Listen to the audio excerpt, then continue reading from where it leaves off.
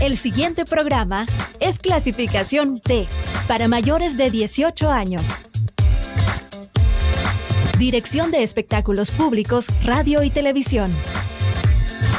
Ministerio de Gobernación. Es TV, Canal 67, presenta una entrevista con veracidad, profesionalismo, carácter y objetividad. Iniciamos con Casos y Soluciones, conducido por Alfredo Villarreal.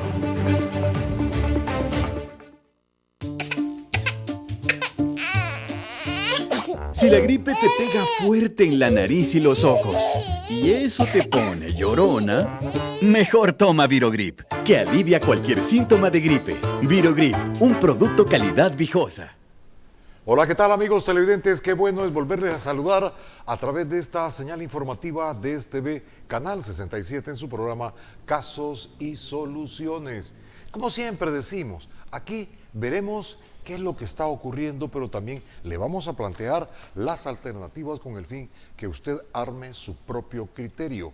En esta oportunidad, ya en nuestros estudios, nos encontramos con el doctor Emilio Salazar, médico intensivista, con quien vamos a conversar sobre lo que es la viruela del mono, como también la hepatitis infantil, qué relación tiene ahora con el COVID. Doctor, qué gusto me da saludarle. Así recetan ustedes el saludo, ¿verdad? El gusto es todo mío. Por supuesto que los tiempos han cambiado y tenemos que cuidarnos de todas las enfermedades. Feliz noche a todas las personas que nos ven y nos escuchan. La información que vamos a brindar es muy importante, muy interesantísima. Es sobre la viruela del mono y la hepatitis de origen desconocido. Y lejos de dar esta información para que usted tenga miedo, es para que estemos tranquilos y que sepamos cómo cuidarnos. Eso es lo importante. El que tiene la información tiene el poder, amigos televidentes. Y vamos a iniciar sin más tardanza con un video que hemos preparado para todos ustedes, doctor. Se lo comparto para que tenga usted, amigo televidente, un marco de referencia referente a qué es lo que vamos a tocar en esta entrevista. Adelante, producción, con el video. Confirmó este miércoles 18 de mayo su primer contagio humano de la viruela del mono, mientras que Canadá investiga 13 casos sospechosos. El Departamento de Salud Pública de Massachusetts anunció en una declaración la confirmación de contagio de viruela del mono o viruela símica en un hombre que recientemente viajó a Canadá. Dado que hemos visto casos confirmados en Portugal, casos sospechosos en España, estamos viendo una expansión a nivel global y dados los muchos viajes entre Estados Unidos y Europa, creo que veremos casos en Estados Unidos, había adelantado Jennifer McKinson, subdirectora de la División de Patógenos de Altas Consecuencias de los Centros para el Control y Prevención de Enfermedades. En Canadá el reporte es de 13 casos sospechosos, todos ellos en Montreal, de acuerdo con información proporcionada por Radio Canadá. Hasta ahora se han confirmado 9 casos en Reino Unido, 14 en Portugal, 1 en Estados Unidos, hay otros 6 casos sospechosos en Portugal, 23 en España y los 13 de Canadá. Los médicos subrayan que esta enfermedad rara es poco contagiosa entre humanos, no tiene tratamiento y generalmente se cura sola. Sus síntomas incluyen fiebre, dolor de cabeza, dolores musculares, dolor de espalda, ganglios linfáticos inflamados, escalofríos y fatiga. También pueden aparecer erupciones cutáneas, especialmente en la cara, y expandirse a otras partes del cuerpo. Los televidentes, esto es lo último que le ha venido a la humanidad. Doctor Emilio Salazar, ¿cómo es que tenemos esta enfermedad? ¿Qué es en sí esta enfermedad? Pese al video que hemos visto, doctor. Queremos entrar en contexto de qué estamos hablando, de la viruela, pero no es la misma viruela que antes padecía la humanidad. La viruela como tal es una enfermedad que fue algo grave en nuestro mundo, pero que a través de la vacunación logró erradicarse en 1980. Es decir, mi querido doctor, que aquí en El Salvador ya no tenemos esa viruela que nos dejó unas manchitas así, cafecitas. A nivel mundial se ha erradicado la viruela desde 1980 a través de la estrategia de la vacunación. La viruela humana era tan terrible porque tenía una alta tasa de mortalidad. De hecho, actualmente solo está aislado el virus de la viruela en laboratorios para investigación científica e incluso para, lamentablemente, pues es considerado también un arma de uso biológico, el virus de la viruela. Sin embargo, esa es la viruela humana que está erradicada desde 1980. La viruela símica o viruela del mono es una enfermedad endémica. ¿Qué quiere decir endémica? Una enfermedad que ha estado allí, latente, controlada, pero que solo ha estado en África, en ciertas regiones del África y del Congo, donde han habido escasa cantidad de casos. Y entonces, ¿por qué la OPS ha lanzado una alerta el 20 de mayo, una alerta epidemiológica por esta viruela símica? Porque está dejando de ser endémica. Es decir, ya lo habitual es que hubiera algún par de casos allá en África, en el Congo, en Guinea, pero ahora se ha reportado desde el 7 de mayo los primeros casos en Reino Unido, y actualmente tenemos que países como Australia, Alemania, Bélgica, Canadá, Estados Unidos han reportado casos confirmados de esta viruela del mono. Pero esta viruela del mono o viruela símica no es la misma viruela que tenía la alta mortalidad, sino que es una viruela que pues la mayoría de sus síntomas son leves, pero por supuesto es muy alarmante, preocupante, y llama la atención que una enfermedad que ha estado endémica y que ha estado circunscrita a un continente africano, ahora la tenemos pues incluso tan cerca de nuestro país, ¿verdad? Por eso es que queremos conocer un poquito más de qué consiste, de cuáles son los síntomas y cuáles son las medidas que podemos tomar para prevenir, adquirir esta enfermedad, y a la vez pues dar un mensaje de tranquilidad a la población, ¿verdad? No es la otra pandemia después del COVID, ¿verdad? Pero sí es una enfermedad que tenemos que tener en cuenta para prevenirla. Doctor, de África a Europa, ¿no?, se trasladó esta enfermedad. Así es, los primeros casos fueron en Reino Unido. De hecho, hablan de un paciente que viajó al África y que llegó al Reino Unido. Sin embargo, en los otros países la OPS no ha encontrado un nexo epidemiológico, es decir, la han presentado pacientes que no han tenido viajes a la región del África, y es una de las incógnitas que todavía tenemos. Muy curioso es el caso de España, ¿verdad?, que encontraron 23 pacientes que tenían esta viruela del mono, y de estos 23, 22 habían asistido a un bar donde habían prácticas de índole homosexual, ¿verdad?, que fueron pacientes masculinos que tuvieron un contacto de tipo sexual de esta índole, pero eso solo se ha logrado identificar en España. Lo importante es que en los otros países las personas que han adquirido esta enfermedad no han tenido viajes al África, y solo en España se ha logrado detectar un hecho de transmisión sexual. Es decir, puede que tenga un SIDA, por decir algo. No está relacionado con VIH. No, pero podría ser por transmisión sexual. Por transmisión sexual sí está documentado en España. Doctor, ¿y qué mortalidad tiene esta viruela del mono? La mortalidad es menor del 10%, afortunadamente.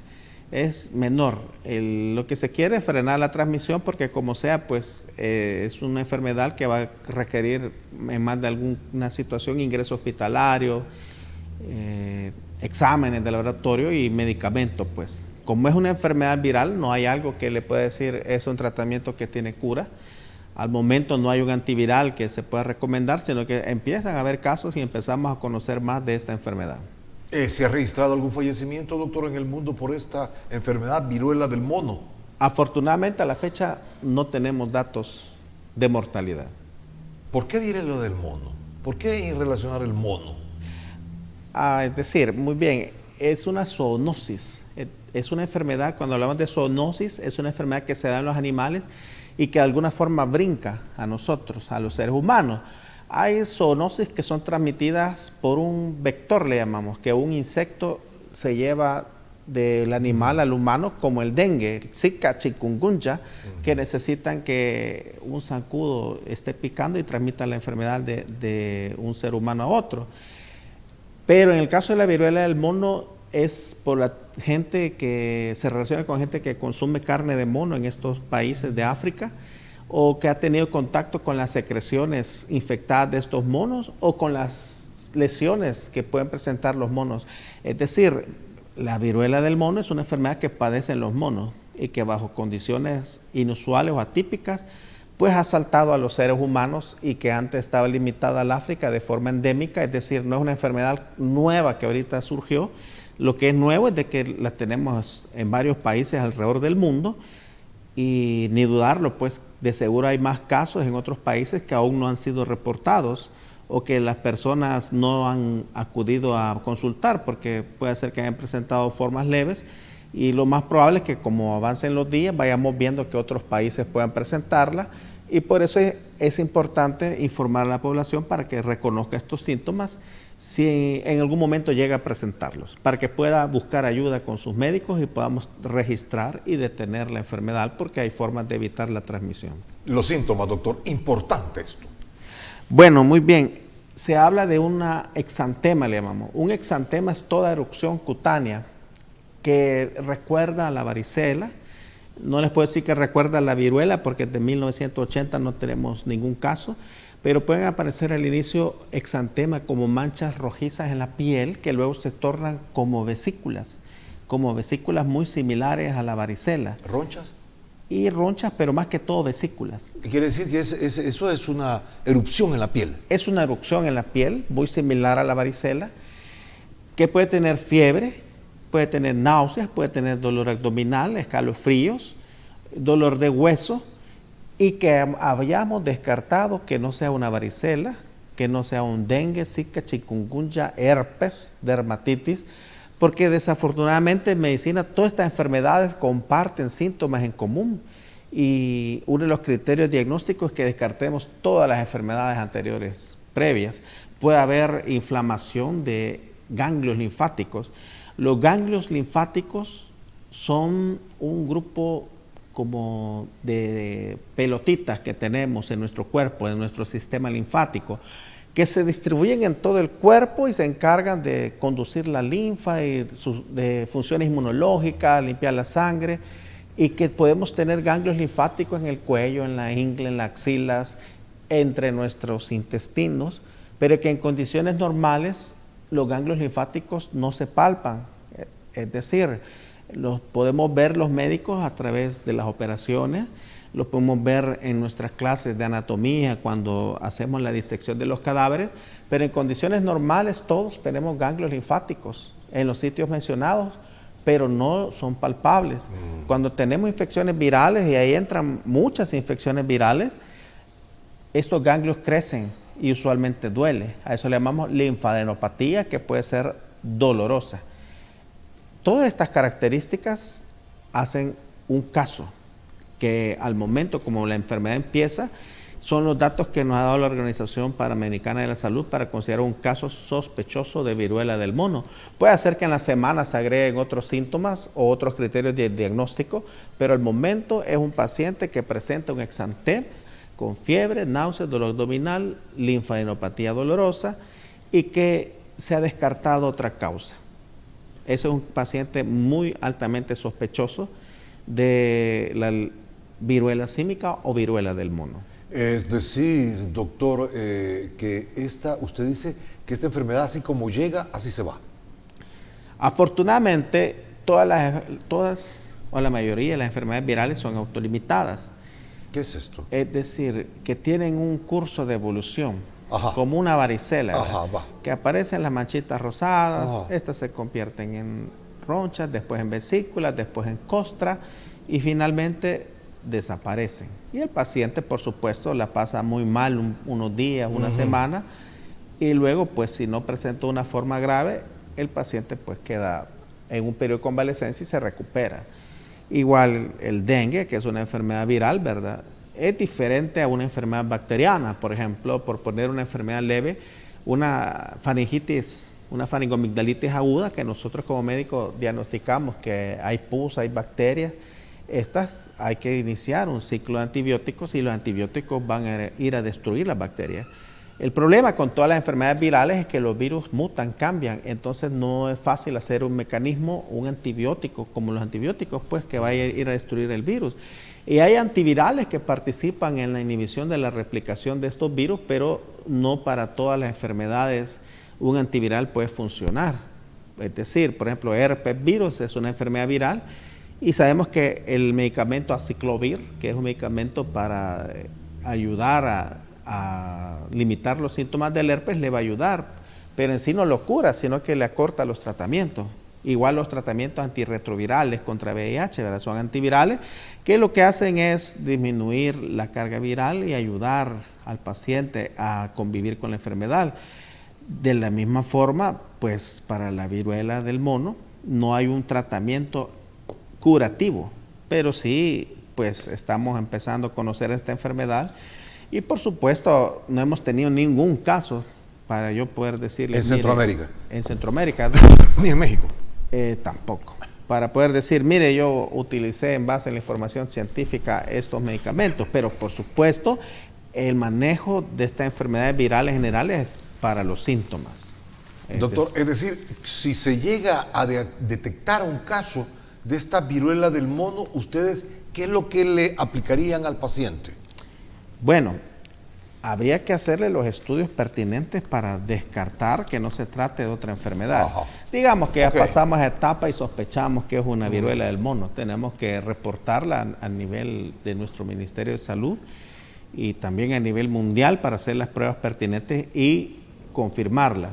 Ahora bien, manejo de síntomas, si tiene fiebre, pues un antipirético, en toda enfermedad viral, vigilar una adecuada hidratación, algún antihistamínico para ver estas vesículas. Es decir, solo atacaría la fiebre.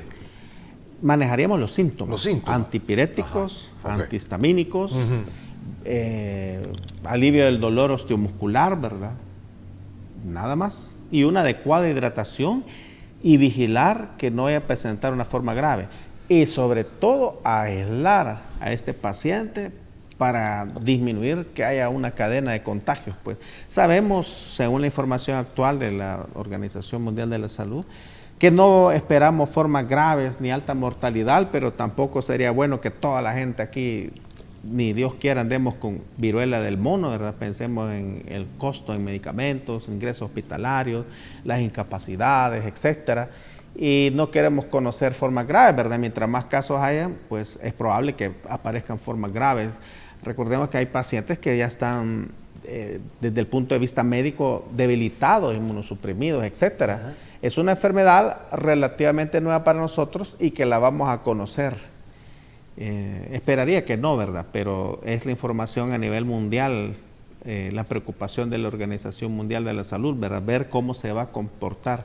Pero al momento no hay evidencia de que vaya a ser una enfermedad grave y que cobre muchas vidas. Ok, vamos ya a una pausa, pero antes tengo esta consulta para terminar y aterrizar este bloque. Doctor, si hacemos el ejercicio, COVID comenzó pues, en Europa, en los Estados Unidos y se ve inminente la llegada. ¿Será así también con esta enfermedad, que es inminente la llegada de la viruela del mono a El Salvador y Centroamérica? Realmente, pues las características actuales del mundo, la industrialización, la facilidad con que una persona viaja de un lado a otro, pues yo esperaría que sí tengamos algunos casos, ¿verdad?, en las próximas semanas, ¿verdad? Y por eso queremos informar a la gente para que si tenga esto, pues es importante reportarlo, tomar sus medicamentos y aislarse. Y es importante, pues, que volvamos al uso de las mascarillas, porque también es otra enfermedad que se transmite por partículas, por secreción de saliva de las personas infectadas. Es decir, es contagioso la viruela del mono. Sí, es contagioso. ¿Altamente? Altamente contagioso. De hecho, pues en las imágenes que tenemos de los otros países, cuando se ven estos pacientes, el personal usa su nivel de protección, ¿verdad? Personal. Tanto para no enfermar el personal de salud como para que esta enfermedad, como cualquier otra, pues aunque sea una enfermedad leve, no queremos que se esparce, que haya miles y miles de casos. Queremos frenar el avance de esta enfermedad. ¿Las autoridades de seguridad pública ya estarían preparadas para recibir esto o siempre con los mismos protocolos del COVID se trabajaría? Sí, de hecho he visto que han empezado a compartir información de estas enfermedades, ¿verdad? Entonces, ahorita estamos en la fase en la que tenemos que alertar, ¿verdad? E informar, lo cual no es igual a sembrar miedo en la población, ¿verdad? Sí. Lo menos que yo quiero aquí es que la gente viva con miedo, ¿verdad? Sino que nos informemos y pues tomemos nuestras medidas y estemos plenamente tranquilos de que vamos a salir adelante. Sí, pero es inminente la llegada y eso no es meterle miedo a la gente, sino que decirle, mire, viene esto, tenemos que prepararlo. Dice que en guerra avisada no hay soldado muerto. Así es. Y claro, se ha llegado a Estados Unidos, se ha llegado a Canadá, obvio vamos a tener más de algún caso acá en nuestro país. Y miren qué rápido, porque el 7 de mayo exactamente fue el primer caso en Reino Unido, como a la semana en España, y ahorita apenas estamos en 22, ¿verdad? Sí, de mayo. 23. 23, es 23. Decir, en menos de 20 días la enfermedad ha migrado desde Europa hasta Estados Unidos. Muy contagiosa entonces. Claro que sí. Perfecto. Amigos televidentes, doctor, le invito a que vayamos al siguiente espacio. Tenemos nuestro primer corte y volvemos con el doctor para aterrizar con la viruela del mono, también la hepatitis infantil, a ver qué relación tiene con el COVID. No nos cambie, que esto está muy interesante.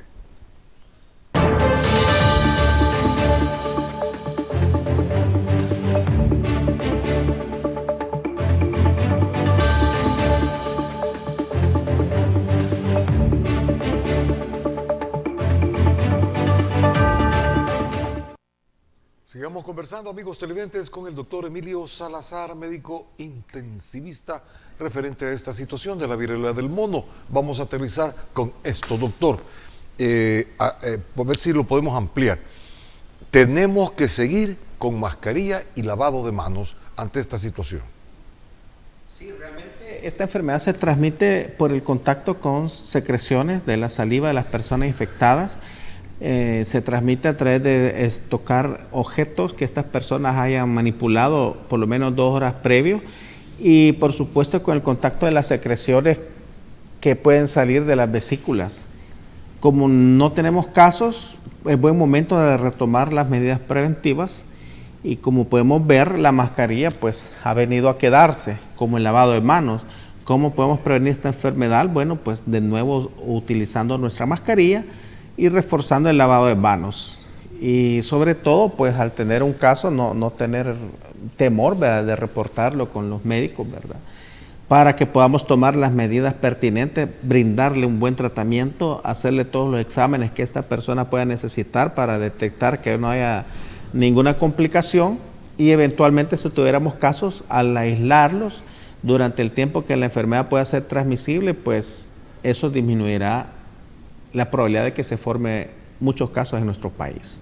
Muy bien, hasta aquí, amigos televidentes, con este tema de la viruela del mono. Ya queda usted enterado, inminente la venida de esta enfermedad, pero como dice el doctor, no es para que nosotros intentemos alarmarlo, infundir miedo, no, es la información la que es importante en esta situación. Y otra de las enfermedades, doctor Salazar, que se ha dado a conocer es la hepatitis infantil. Imagínese usted, hepatitis infantil. Pues bien, doctor nos va a ampliar estos conceptos luego que veamos este video que nos han preparado referente, ojo, hepatitis infantil. Cuidado con los chicos de casa. Veamos. Infantil llegó a México. La enfermedad fue catalogada como de urgencia por la Organización Mundial de la Salud y la razón es simple: no sabemos qué la causa. Lo que sabemos es que la OMS tiene cientos de casos identificados, que los primeros ocurrieron en Reino Unido, que Estados Unidos tiene una alerta para encontrar casos con prontitud y que los cuadros son principalmente en niños y se vuelven agudos muy rápido. Los primeros 4 casos reportados en México están en Nuevo León y el país ya tiene un aviso epidemiológico para que hospitales y laboratorios notifiquen en caso de encontrar algo inusual. Por cierto, la Organización Panamericana de la Salud considera por ahora que el riesgo mundial es bajo. La hepatitis es una inflamación de hígado y las dividimos en A, B, C, D y E. Cuando la inflamación ocurre abruptamente es cuando hablamos de una hepatitis aguda, pero que puede volverse crónica. Por eso, la recomendación es mantenerse muy atento a los síntomas. Los de la hepatitis aguda son diarrea, vómito, fiebre y dolor muscular. pero en realidad, el síntoma característico de la hepatitis es la ictericia. Cuando una persona tiene ictericia, su piel, sus mucosas y hasta sus ojos comienzan a adquirir una coloración amarilla. Si alguno o varios de esos síntomas son detectados, es mejor ir directamente con un doctor para descartar que se trate de un caso de hepatitis aguda. Y no, detrás de los casos no está la vacuna contra COVID-19, porque varios de los pacientes en realidad ni siquiera recibieron vacuna. Está totalmente descartado que la vacuna sea siquiera una causal probable, aunque en algunos casos sí se detectó la presencia del SARS-CoV-2. Esos casos están siendo investigados, pero el SARS-CoV-2 no es la hipótesis principal de la hepatitis aguda de origen desconocido. Con corte a mediados de mayo, la causa más investigada es el adenovirus de tipo 41, que antes ha sido relacionado con infecciones gastrointestinales, a veces acompañadas de síntomas respiratorios. El problema es que por ahora todavía no sabemos por qué el adenovirus estaría provocando los cuadros de hepatitis y no simplemente las infecciones gastrointestinales. Mientras todo esto pasa, los países siguen recabando información. Con corte al 10 de mayo, 21 países han detectado casos y la Organización Panamericana de la Salud dice que en las próximas semanas debería haber suficiente información para determinar si algo está causando los casos. En el último reporte, la OPS dice que el adenovirus 41 se ha encontrado en algunos pacientes con cargas virales muy bajas, así que dice que es probable que en realidad el detonante sea coincidente y no necesariamente causal.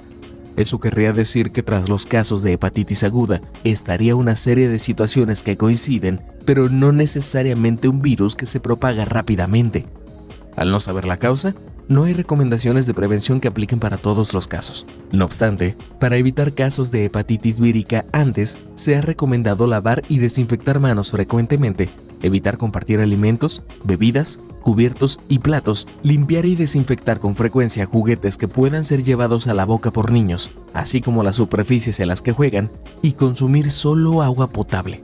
Mientras no sepamos más de los cuadros de hepatitis aguda, no queda más que estar muy atentos.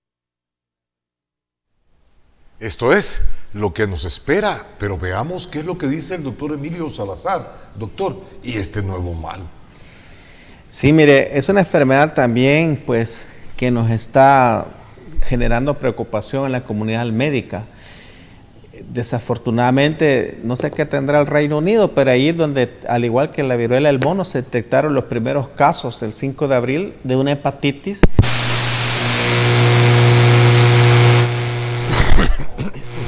Científica. ¿Qué es una hepatitis? Bueno, recordemos que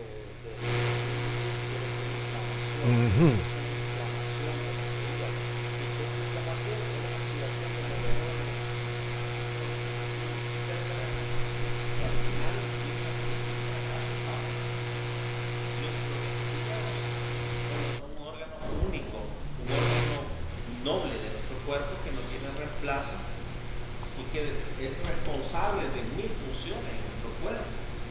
Es un órgano que al fallar no hay quien pueda reemplazar lo que este órgano hace. Ahora bien, nosotros hemos tenido casos de hepatitis antes, muchos casos. Ok, permítame, doctor, que tuvimos un error. Voy a comenzar entonces, hijo. No me avisan. Comienzo como que termino el video. El audio no está. Ay, qué pena. Bueno.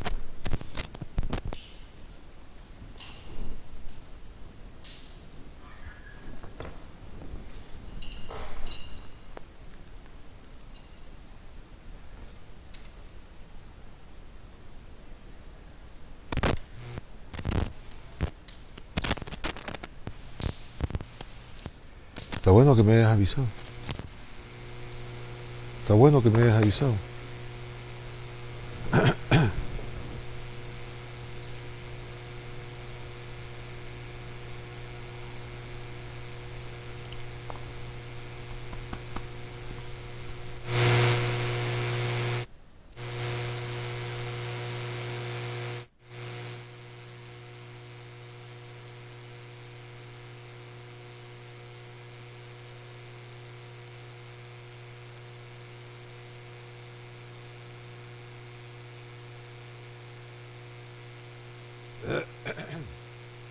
Chiambere.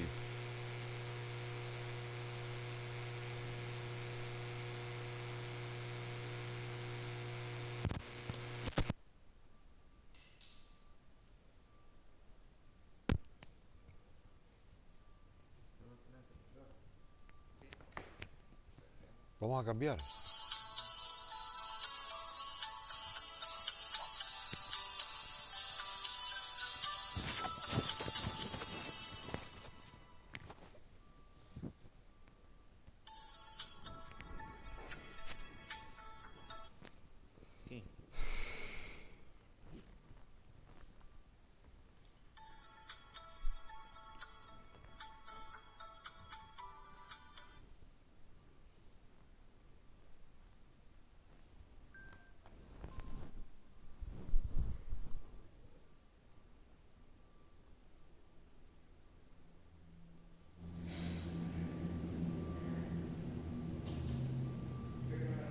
Doctor, ¿puede hablar, regalarnos algo? Hola, ¿qué tal? ¿Se escucha bien?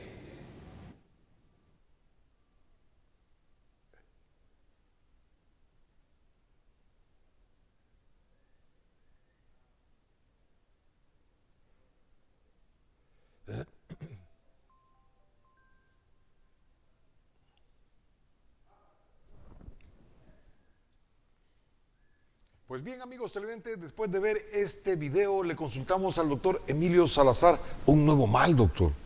De acuerdo, es una enfermedad pues que desafortunadamente Reino Unido es el país donde se han detectado por primera vez estos casos, tanto de la viruela del mono y el 5 de abril el primer caso de hepatitis de origen desconocido, y que al momento, pues como ya vemos que es más frecuente entre niños de 6 meses a los 15 años de edad, se le ha agregado el término hepatitis infantil de origen desconocido. Quiero mencionar que itis es un prefijo, bueno, un sufijo que viene del griego. No es una terminación española, sino que viene del griego y que significa inflamación. Por eso en medicina es muy frecuente que hagamos artritis, bursitis, etcétera, que se refiere a inflamación. Entonces, en el caso de hepatitis, es una inflamación del hígado. ¿Y qué es una inflamación? Es liberación de mediadores inflamatorios, de citocina, de un montón de sustancias que al final lo que vienen a hacer es a producir el fallo hepático. Y el hígado, como es un órgano noble de nuestro cuerpo, bueno, el hígado desarrolla 1000 funciones que al fallar compromete finalmente la vida de los pacientes. Ahora bien, ¿por qué decimos que es un cuadro de hepatitis de origen desconocido? Porque inicialmente, pues, al tener estos cuadros de hepatitis en el Reino Unido, se investigó las causas que ya conocemos de hepatitis. Ahí podemos mencionar las hepatitis virales, hepatitis A hasta la letra E, es decir, hay hepatitis A, hepatitis B, C, D y E. Entonces, de pronto los médicos se encontraron con niños que incluso ahí refieren las noticias o la información científica que hasta han requerido trasplante hepático. Es decir, esta enfermedad sí puede presentar casos graves y mortalidad porque el hígado es irreemplazable. Y entonces se preguntaron, bueno, tenemos una hepatitis, ¿cuál es la causa? Y mandaron todas las pruebas para los virus y se dieron cuenta que ninguno de los virus que ya conocemos para la hepatitis la ocasionaba. Y entonces entró la gran pregunta en la comunidad científica, ¿qué es lo que está produciendo esta hepatitis? Y como estamos todavía en esto de la pandemia, pues empezaron las hipótesis, las especulaciones, y una de las más comunes y que hace referencia al video que nos mostraron, es que está relacionada con una complicación de la vacunación para COVID-19, lo cual a esta fecha está totalmente descartada, porque muchos de los niños, recordemos que los esquemas de vacunación empiezan desde los 6 años en delante, ¿verdad? A nivel mundial para niños. Entonces muchos de estos niños que presentaron esta hepatitis, por supuesto no tenían ni siquiera la vacuna del COVID-19. Entonces, dejar claro que al momento está demostrado científicamente que la vacunación de COVID-19 no tiene relación con la hepatitis infantil de origen desconocido. Luego se empezaron a hacer otras pruebas y encontraron estos niños pues evidencia de un adenovirus, del adenovirus F41. Lo importante de todo esto, pues adenovirus hay muchos, ¿verdad? Que los adenovirus usualmente no producen infección hepática, sino que son virus respiratorios y producen infección respiratoria. Entonces empezaron a encontrar que había presencia del adenovirus F41 y surgió otra hipótesis, que los niños, como habían estado en cuarentena y como vino el fin de la mascarilla, ellos estaban expuestos a un virus desconocido y que por alguna razón había producido cuadros de hepatitis, cuando en realidad ahora, hoy por hoy, se ha demostrado que no es una relación directa, no es que el virus llegue al hígado y produce la hepatitis, porque se ha confirmado a través de biopsias que en el hígado no encontraron rastros del virus de adenovirus, y ahí se descartó la segunda hipótesis. Cuando nosotros en medicina hablamos de hipótesis, tampoco es como alguna población puede tener miedo y decir, es que los médicos ni saben qué están haciendo ni qué nos están dando. No, quiere decir que se sigue investigando y que al momento hay una hipótesis que publicó a partir de estudios científicos el Real Colegio de Médicos de Londres. Es decir, no es el pensamiento de un médico, sino que a partir de los estudios que han hecho en estos pacientes, estudios moleculares, estudios de ADN, estudios de inflamación, ellos tienen una nueva hipótesis que es la que está por confirmarse, pero que es la teoría más aceptada al momento. ¿De dónde viene esto? Bueno, en Israel tenían 22 casos de hepatitis infantil de origen desconocido y 21 de estos en los 8 meses previos habían padecido de COVID-19. Entonces se empezaron a preguntar qué sucede con el COVID-19 y cuál es su relación con esta hepatitis. Ya sabemos que en sí el adenovirus no es el que va a producir la enfermedad, y entonces a partir de estudios hemos conocido ahora que hay una teoría de autoinmunidad que le llaman el superantígeno. Y esto es así. Un niño puede padecer de COVID-19 y pasarla muy bien, es decir, con síntomas leves. Pero por alguna razón, en los niños se ha documentado y se ha comprobado científicamente que el COVID-19, aunque ya no produce enfermedad, se queda allí. Recordemos que el COVID-19 tiene 3 fases. Uno es la fase viral del primer día al 10º día, donde el virus está haciendo copias de sí y está replicándose. Y que incluso ya al 5º día un paciente puede tener una prueba negativa, que quiere decir que ya no es contagioso, pero la enfermedad persiste. Luego viene un periodo de alrededor de 1 semana o 2, donde viene la fase inflamatoria, donde aunque usted ya no tiene el virus continúa inflamando y finalmente viene la convalescencia. Pero en estos niños se ha demostrado que el virus se quedó a vivir en el intestino. Lo han encontrado en el intestino delgado, restos del virus COVID-19, viviendo ya sin producir enfermedad. Y estos, como tienen sus antígenos, la famosa proteína de espiga o de unión, que es un antígeno, se le llama un superantígeno. Es como una memoria inmunológica, es decir, usted ya tiene el virus, ya tiene una respuesta inmune contra el virus y el virus se quedó allí. Entonces, cuando se combina una segunda infección, que es el adenovirus F41, y este llega al intestino, al exponer nuestro sistema inmune a los dos, a COVID-19 y al F41, al adenovirus F41, se produce la respuesta al superantígeno, que es una serie de mecanismos inflamatorios que van a inflamar el hígado. Es decir, no es que el adenovirus llega al hígado a destruirlo, o como en el COVID-19, ¿verdad? Que al inicio, en la forma grave, literalmente el virus entraba a las células del parénquima pulmonar, se replicaba y las destruía. No es el mecanismo, sino que el mecanismo es que han encontrado que al coexistir los dos virus y al haber exposición de los antígenos, estos desencadenan una reacción inflamatoria que llega a golpear al hígado. Esa es la hipótesis actual, que está aún por confirmarse para dar así como un dato. Esta es la causa, pero es la hipótesis actual y por tanto importante. Entonces, estos son rezagos del COVID, doctor. Digamos que es una combinación. Okay. Una combinación, ok, perfecto. Es decir, una combinación mortal. Es decir, en resumen, el COVID-19 se queda a vivir en el intestino de los niños sin producir enfermedad, pero cuando llega el adenovirus F41 y nuestro sistema inmune, al encontrar los dos, produce una respuesta amplificada a nivel inmune y es nuestro propio cuerpo el que produce la lesión o inflamación del hígado. Doctor, ¿y si hay tasas de mortandad referente a esta hepatitis del niño? Sí, han habido casos incluso ¿Ya hay fallecidos? que han fallecido Wow. y que han requerido trasplante hepático. Quiere decir que estos casos se han de haber complicado mucho al extremo que no era opción sino cambiar el hígado. Pero imagínense qué avanzado estos países que pueden salvar a un niño recurriendo a un trasplante hepático. Y recordemos que aquí es imposible, aquí no hay trasplante hepático, y para hacer un trasplante hepático necesitamos un donador, que desafortunadamente por ser un niño tiene que ser otro niño. Como en estos países, bueno, esto es un tema aparte, ¿verdad?, de la donación de órganos en situaciones especiales, ¿verdad? Es decir, tiene que haber otro niño donador y que sea compatible para poder donarle su hígado a un paciente que tiene hepatitis. Es decir, es una enfermedad que sí es un tanto preocupante, pues, porque ya tenemos casos en México, en Costa Rica, ya en América Latina. ¿Y en estos dos países ya se reportan fallecidos? En México, lamentablemente, la semana pasada reportaron su primer caso de fallecido de una hepatitis infantil autoinmune de origen desconocido.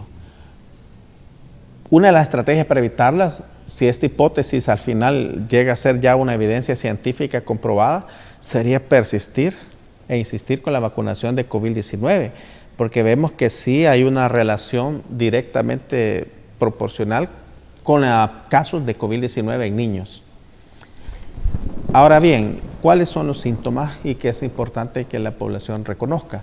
Bueno, la inflamación hepática, la hepatitis, por lo general siempre los niños presentan fiebre, presentan dolor abdominal, náuseas, osteomialgias. Básicamente todas las enfermedades presentan lo mismo, pero característicamente los niños y los adultos, cuando es una hepatitis, hay un compromiso hepático, va a notar que se pone amarillo. Es decir, en dengue, zika, chikungunya, COVID, difícilmente, sería un caso excepcional que COVID afecta hígado y puede haber una hepatitis asociada a COVID, pero es algo bien infrecuente. Entonces, usted tiene un paciente, sobre todo que está en la edad de los 6 meses a los 15 años de edad, que tuvo quizás hace 8 meses COVID-19 o no lo tuvo, no lo sabe, pero si de pronto su niño se pone amarillo, él tiene una hepatitis. El segundo paso es consultar en el hospital y su médico le va a descartar. Este es un criterio importante para considerar un caso probable. Se le descarta una hepatitis de origen infeccioso, es decir, le hacen las pruebas de hepatitis y sale negativa. En los adultos, bueno, en niños también, la hepatitis debe descartarse que sea medicamentosa. Hay medicamentos que nos pueden producir hepatitis y debe descartarse que sea una hepatitis alcohólica. Entonces, cuando usted descartó todas las causas de hepatitis y las pruebas sanguíneas, nuestros exámenes de laboratorio demuestran que hay inflamación hepática, es decir, hay elevación de unas pruebas que se llaman transaminasas. Es una prueba de laboratorio que se llama transaminasa glutámico pirúvica o glutámico oxalacética por arriba de 500, más todo lo anterior, tenemos un caso probable de hepatitis infantil de origen desconocido. Tremendo. Amigos televidentes, todo esto es para que lo tomemos en cuenta y después no vayamos a decir, no lo sabía. Vamos a nuestro último corte, volvemos ya con el fin de nuestro programa para las conclusiones y la despedida. No nos cambie, ya estamos con usted.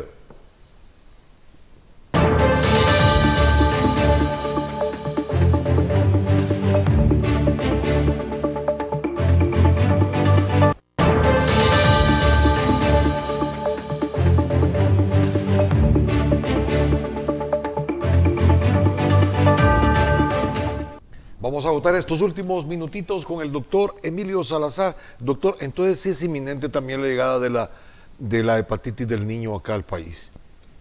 Lamentablemente sí. En México. Yo esperaría que aparezca un par de casos porque está en México, está en Costa Rica. Y recordemos que mucha población no consulta a tiempo y que, bueno, que a veces los profesionales de salud también tenemos que estar informándonos porque podemos tener frente a nosotros un caso así y se nos va a ir sin lograr diagnosticarlo a tiempo. El adenovirus F41, ¿por dónde lo adquiere? Por vía oral. No. Entonces, ¿cuáles son las medidas que debemos reforzar para evitar adquirir esta enfermedad? Todo lo que tenga que ver con nuestra ingesta oral de alimentos, es decir, lavarnos las manos con agua y jabón antes de comer, asegurar que todos nuestros utensilios de comida estén perfectamente limpios, la preparación de nuestras comidas, que nuestros alimentos idealmente seamos los que preparamos en casa, que estén a buena temperatura, y detectar a tiempo pues los síntomas iniciales. Los niños, pues como sabemos, ¿cómo vamos a impedir que un niño juegue en el suelo, recoja los juguetes, las cosas y se los lleve a la boca? Pero ahí está la estrategia, ¿verdad? Hemos visto ya 2 enfermedades solo hoy que pueden evitarse si los niños limpian sus objetos, ¿verdad? Y evitamos que estén en el suelo, que se lleven los alimentos o las cosas que están en el suelo a la boca.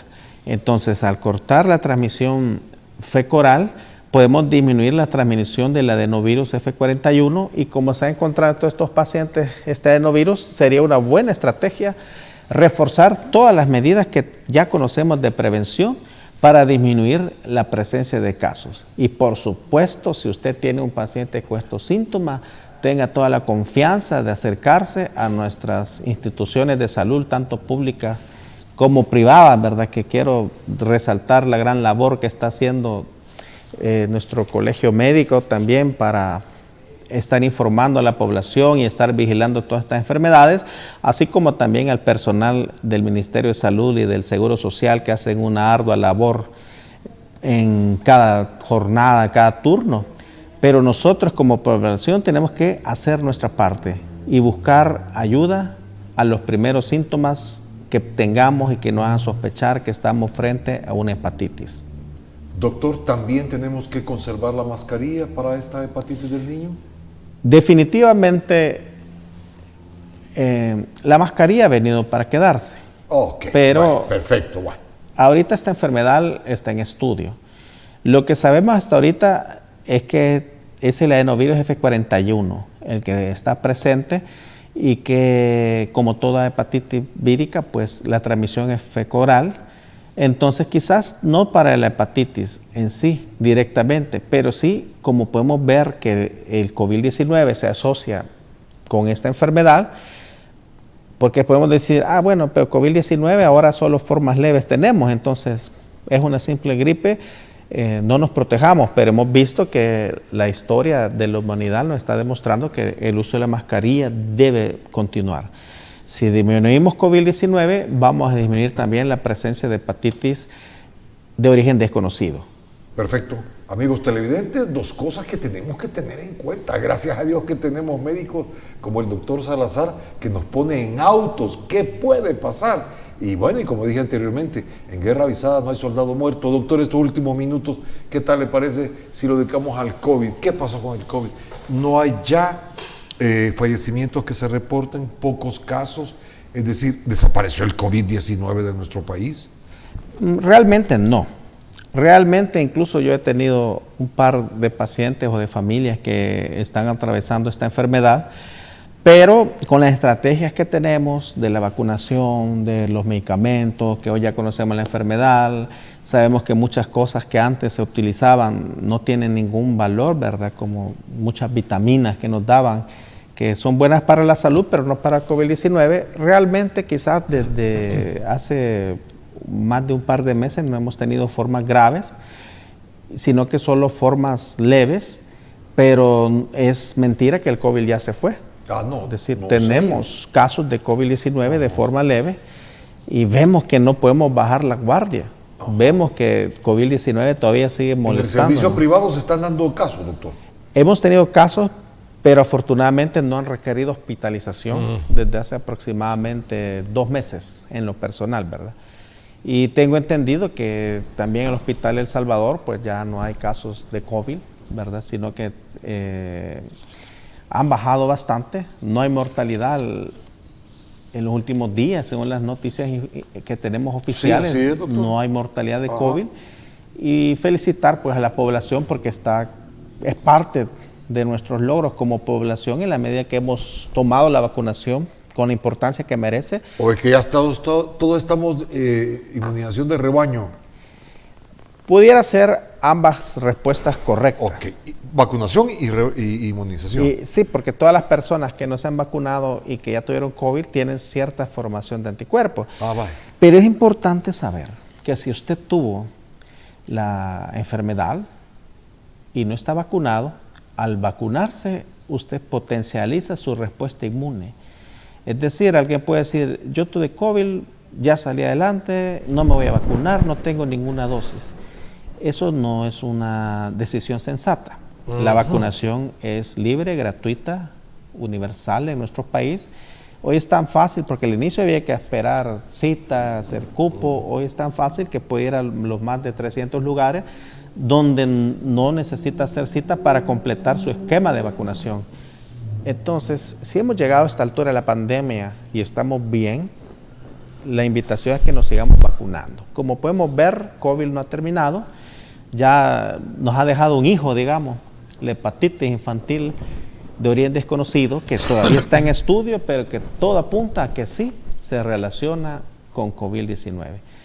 Entonces tenemos que continuar nuestra lucha para frenar esta enfermedad.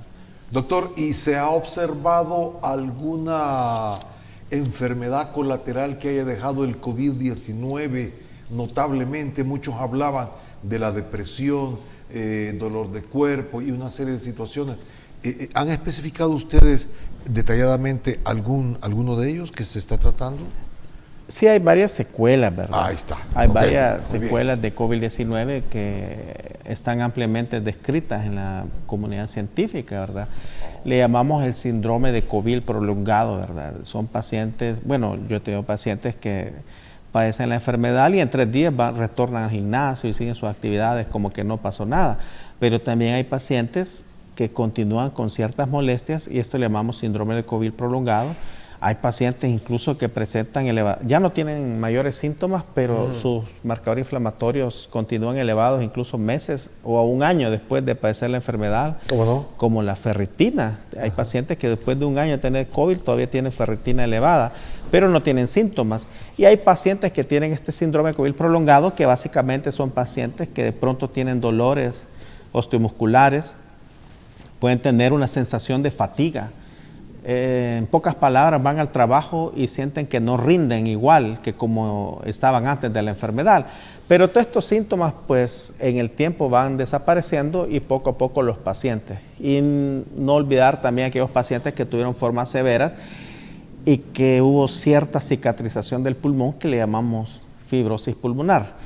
Son un pequeño grupo de pacientes, pero sí está ampliamente descrito y tenemos conocimiento de ellos. Muy bien. Gracias, doctor. Hemos llegado al final, lamentablemente, de este programa, así, ¿verdad? Como ustedes nos han enseñado, el saludo del Chinito. Gracias por su participación.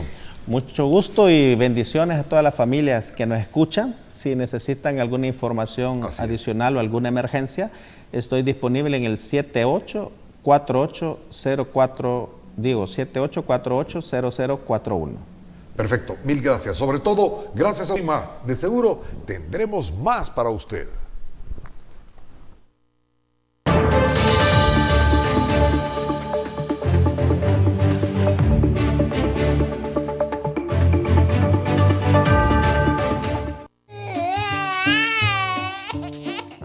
Si la gripe te pega fuerte con fiebre y dolores, y eso te pone llorón, mejor toma Virogrip, que alivia cualquier síntoma de gripe. Virogrip, un producto calidad Vijosa.